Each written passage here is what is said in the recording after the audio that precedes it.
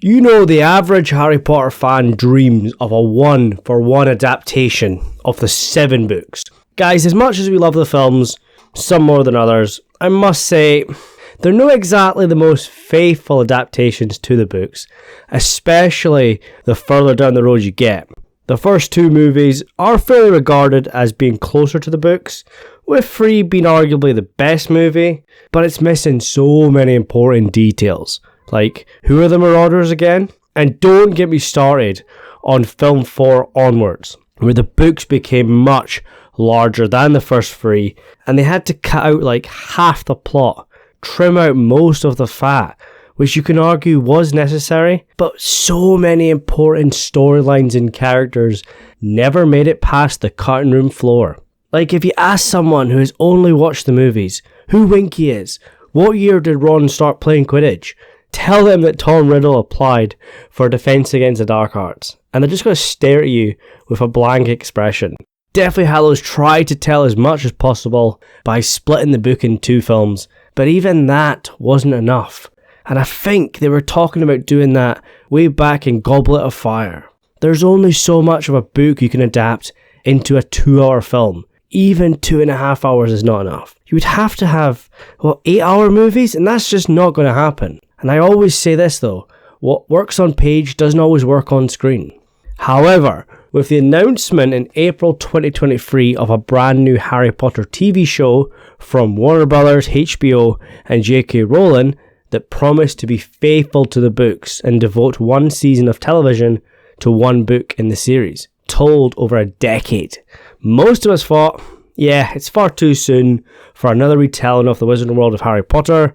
Deathly Hallows was just released in 2012, so it's a mere 11 years later, and we're going to be boarding the Hogwarts Express once again for another adventure at Hogwarts School of Witchcraft and Wizardry. However, the promise of a faithful Harry Potter TV show that will cover every aspect of the books that the films ignored was intriguing.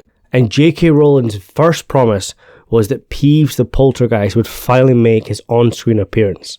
Guys, the phrase cautiously optimistic has been overused in recent memory when it comes to all these reboots and retellings of our favourite storylines, but for once I felt it was appropriate for the Harry Potter show. J.K. Rowling was supposedly heavily involved all along the way. David Heyman, who produced the movies, is also on board, and the first couple people they hired to work on the show worked for HBO on Game of Thrones and Succession. It looked so promising. But then we started to hear reports that some of the writers haven't read the books and aren't interested in telling a faithful adaptation. They want to tell their own version of the Harry Potter story for the modern era. This obviously got our backs up, but at this stage I'm still willing to give them a chance. Then we started to hear about the casting, perhaps the most difficult aspect of this show. Nobody's going to replace Robbie Coltrane as Hagrid, Maggie Smith as Professor McGonagall, and of course, Alan Rickman as Severus Snape. But time stands still for no man, and we have to accept a new telling of these stories are going to feature new faces. We are still waiting for official casting announcements, but there have been inside reports and rumours. John Lithgow has confirmed he's playing Albus Dumbledore, and I've got no doubt he'll play a great Dumbledore, but I am concerned about his age, and maybe the fact he's American. Go back to the original films, J.K. Rowling demanded that the films cast British and Irish actors for the relevant roles, and Warner Bros stood by that for the most part. However, this time around, it doesn't seem like they're as strict. And I don't mind Americans playing British characters. My only concern though is John Lithgow is 79 years old, and filming begins this summer, and if they reach their goal of 10 years for the series to finish, he's going to be 89. And that's kind of ridiculous because there's no way this show is going to make 10 years. If you're adapting all 7 Harry Potter movies, it's going to take more than a decade. My bet it's going to take at least 14 years, with a season every couple years. That's kind of the industry standard at the moment, with shows such as House of the Dragon releasing every couple years. As for other casting, Janet McTeer is supposedly close to signing the deal to play McGonagall, and I've got no issues with that casting. But of course, we come to Severus Snape. Severus Snape, who's described as a thin man with sallow skin, a large hook nose, yellow uneven teeth, and shoulder-length greasy black hair. and we all love Alan Rickman as Snape in the movies, but you could argue he's too good looking for the role of Snape, and he played a less sadistic, and in the end, slightly more heroic version of the character. And whoever was going to play Snape arguably has the hardest task of any actor on this show, because they're constantly going to get compared to the late great Alan Rickman. But I suppose all they had to do was follow the books. Instead, it seems like they've cast a black actor who looks like he does a bit of modelling on the side. And my biggest question is, why? Clearly Paapa Essiedu looks nothing like the description of Snape from the books, so is this just another DEI casting? Or maybe perhaps he was the only actor who didn't perform an Alan Rickman impression during his audition. But I'm going to bet on the former. We know these studios are pushing diversity in their casting decisions, and at times it's not a big deal, but this is just ridiculous, and it's turning many away from the Harry Potter show, because they've broke their promise of a faithful adaptation. Snape's appearance is clearly described in the books, and this just screams like attention seeking to me. Look at us, we're so progressive. But yeah, who needs a black Snape? Why? This already makes it look like James Potter is bullying the loner, strange black Slytherin guy.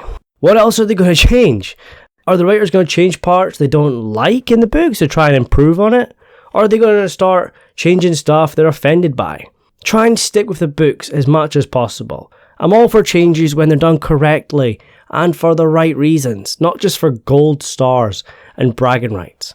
And I know many Harry Potter fans are pissed off with this casting, and I kind of feel for the actor because he's taken on an impossible challenge.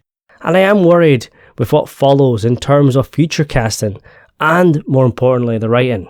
Any new adaptation gets so much scrutiny nowadays, and I try to go in with an open mind, but history keeps repeating itself, and there's only so much faith you can have. I know in the films there were many changes. For example, in the films, Ron Weasley was completely screwed over in favour of Hermione, in the films anyways, because some of his best moments in the books were given to his future wife at his own expense. I still remember the end of, is it Half-Blood Prince, Dumbledore's dead, Fox is flying away, Harry realises he has to do this on his own, Hermione's there comforting him, and they just have Ron just chilling in the background so awkwardly. They really screwed over Rupert Grint in these movies. First two, he's absolutely brilliant, but three onwards you can tell they just didn't know what to do with him. He was just the funny guy. But for now, let me know your thoughts on the Harry Potter TV show, all the casting so far. Are you optimistic that they're going to tell a good, faithful show? Or do you have your doubts? I know, guys, it's been a while since I've made any videos, and the Harry Potter TV show was meant to be one of the main pillars of this channel going forward, as was the Fantastic Beasts movies back in the day. But I am worried we have another Rings of Power on our hands here. But guys, we'll always have the books and the films. Yeah, look on the bright side, eh? Anyways, guys, thanks for watching, take care, and I'll see you soon.